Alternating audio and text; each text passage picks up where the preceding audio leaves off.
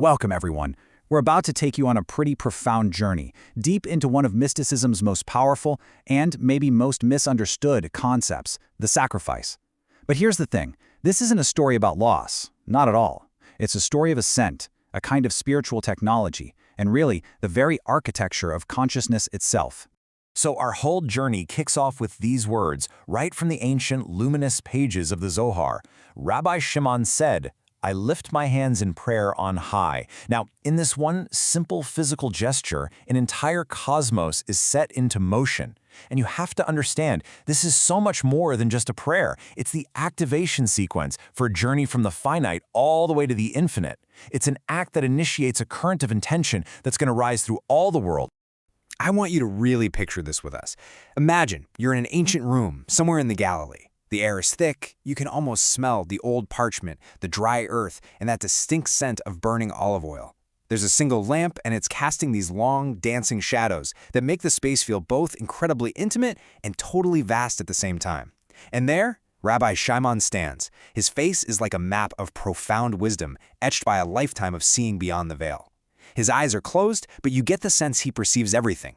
His hands are raised, palms up, not like he's begging for something, but like he's a conduit, getting ready to channel this immense flow of will from our world to the very, very highest. This is where it all starts, in the solid, real world with a physical act that's about to send ripples through all of creation. Okay, so this next point is absolutely crucial. We have to get the word itself right. In English, we say sacrifice, and our minds immediately jump to loss, to giving something up. But the Hebrew word korban comes from the root krv. And what does that mean? It means to draw near, to approach. So a korban isn't an act of giving something away, it's a piece of spiritual technology. It's a precise mechanism designed to bridge that perceived gap between us and the Creator, to pull all the scattered pieces of reality back into a state of profound closeness. At its heart, it's all about unification. And what happens next is just spectacular. It's not an ending, it's a beginning. So as the offering is made, you might think it just burns up into smoke and ash. But no, that's not what's happening at all. It's going through a kind of phase transition, a transformation of substance into pure spirit. The physical form literally dematerializes, dissolving into these nested layers of pure, coherent light, what the mystics call ore. And it doesn't rise as messy smoke, but as a structured, brilliant pillar of energy, a column of pure intention, pushing upwards, passing right through invisible veils that separate the worlds. And as it climbs, these vast, luminous palaces, the Haishalat, they just unfold, one after the other, each a new realm of consciousness to travel through. All right, to navigate this incredible ascent, we've got a really clear map. First, we'll start with the ladder of worlds. Then, we're going to see how all this energy gets refined into pure thought. After that, we'll uncover the secret, the inner logic of what makes this unity possible. From there, we'll witness the final, awesome merging with the infinite.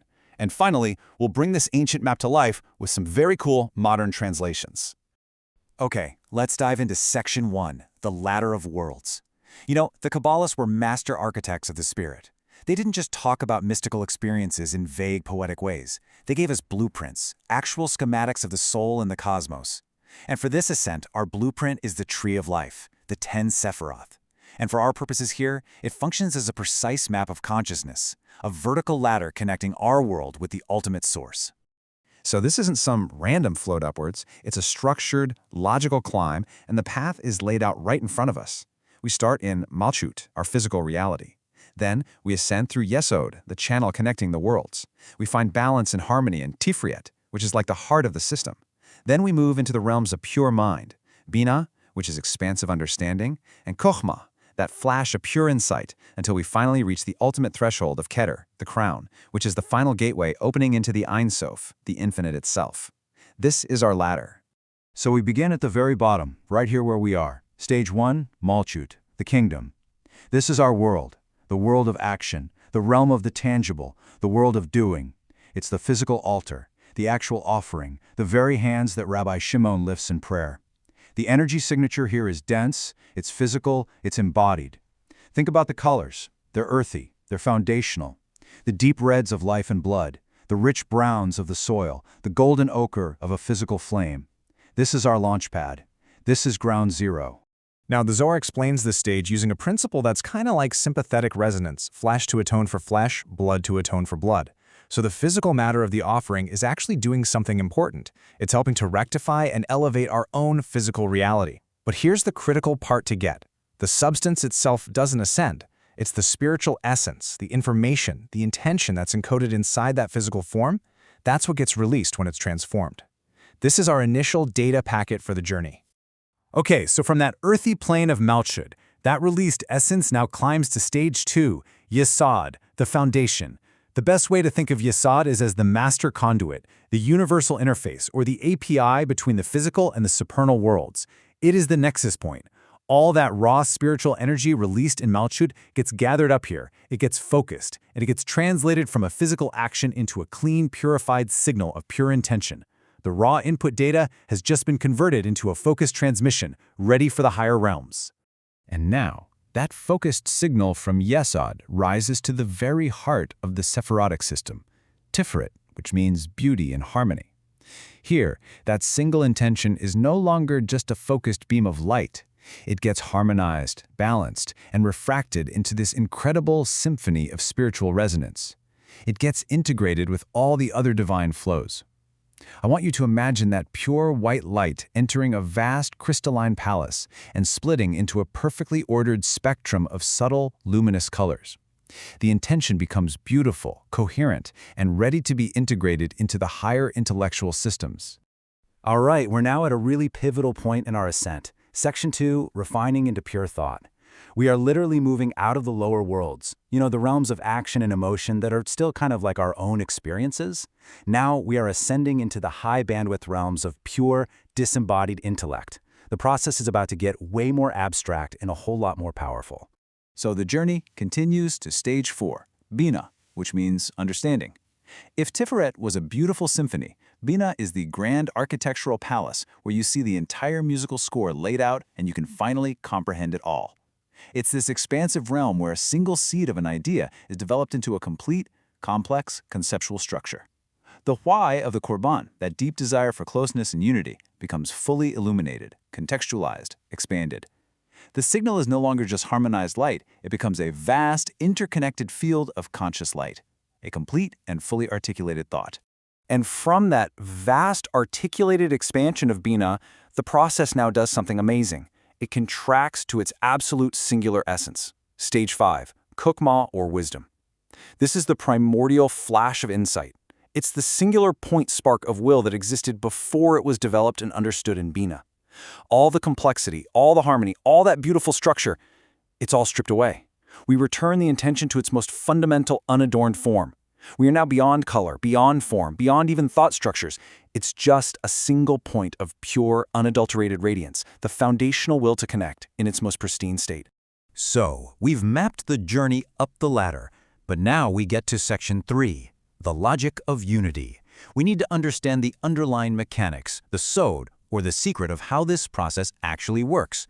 What's the fundamental principle that makes this whole ascent, this whole unification possible? Because this isn't just a nice story, it's a description of a process that's rooted in the very nature of reality itself. So let's just pause for a second and ask the crucial question. What is actually happening here? Is this all just a beautiful, poetic metaphor? Is it magic? Or, as the Kabbalists would tell us, is this a precise and repeatable form of cosmic engineering based on the fundamental laws of consciousness and existence? This slide really breaks it down. On the left, you have the outer view, what you'd see with your eyes, a physical offering, some smoke rising. But on the right, that's the inner reality, the sod. The entire process is driven by a focused thought, a machshava. What's really happening is that consciousness itself is ascending. The goal isn't to reach some physical heaven up in the sky, it's to dissolve the very distinction between self and other, between subject and object, right here and now. So what looks like an act of separation, giving something away, is, in its true essence, a profound process of unification, of yichud. To make this even more concrete, let's use a modern analogy from technology, data abstraction. Think of the physical act in Malchut as a raw input, like you clicking a mouse. Then, in Yesod, the device driver takes that raw physical action and translates it into a clean digital signal the system can understand. In Tiferet, the operating system's kernel takes that signal and harmonizes it with all the other processes running, making sure it all works together. Then, in Bina and Chokmah, we get to the level of high-level code, where the specific action is abstracted into pure universal logic. And finally, in Ein Sof, that piece of logic merges back into the unified source code of the entire system, becoming one with pure, undifferentiated potential. And this brings us to the breathtaking climax of our journey. Section 4, Merging with the Infinite. We have refined our intention from a physical act to a harmonized energy, to a complete thought, and finally to a single point of pure will. Now we approach the final boundary, the ultimate dissolution into total boundlessness. We now arrive at stage 6, Keter, the crown. This is the highest point of manifest existence, the very threshold between being and non-being. It's often called ayin, which translates to nothingness. But this isn't a void or an emptiness. It's a no-thingness. It's a state of pure potential so potent and so primal that it's beyond any form, any boundary, any concept our minds can possibly grab onto. It is pure will, the final gateway to what lies beyond all existence. And now, the final moment. That single brilliant point of light from Chokmah, having passed through the gateway of Keter, touches the infinite, and it just dissolves. It merges into the Ein Sof, which literally means without end. All form, all structure, all light, all distinction completely disappears. Everything dissolves back into a boundless, formless, silent field of pure potentiality. The journey is complete. The drop of water has returned to the ocean. As the Zohar puts it so beautifully, then all ascends to the infinite, and all is bound in a single knot. The separation that we experience in our world was just an illusion created by the structures of consciousness. By returning consciousness to its source, everything is reconnected in an indivisible, absolute unity. The knot is tied. The circle is complete. You know, the numbers themselves tell this entire story. It's amazing. The journey begins with the number 10, the 10 Sefirot, which represent the structured, complex, and seemingly separate parts of our world. The whole process is a journey to unify this multiplicity into one, the state of absolute, indivisible unity. But the journey doesn't even end there. This state of perfect oneness ultimately dissolves back into its own source, the infinite, the Ein Sof, which is beyond all number and all count. It's a journey from the many to the one to the all. Okay, I know that was incredibly deep and abstract. So in our final section, we're going to bring this map to life with 2 really modern translations, a couple of analogies to make this entire process feel a bit more accessible, no matter how your brain works.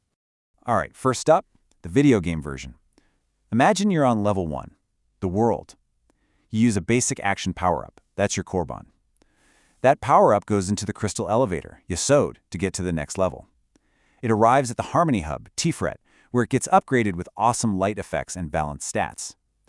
Then you enter the strategy room, Bina, where a cutscene reveals the full lore, the whole meaning of your action. This insight refines your power-up into a source spark, Chokmah, a pure point of raw energy. You take this spark to the final gate, Keter, and you merge with the ultimate power source, the Ein Sof. You've beaten the game by becoming one with the game itself.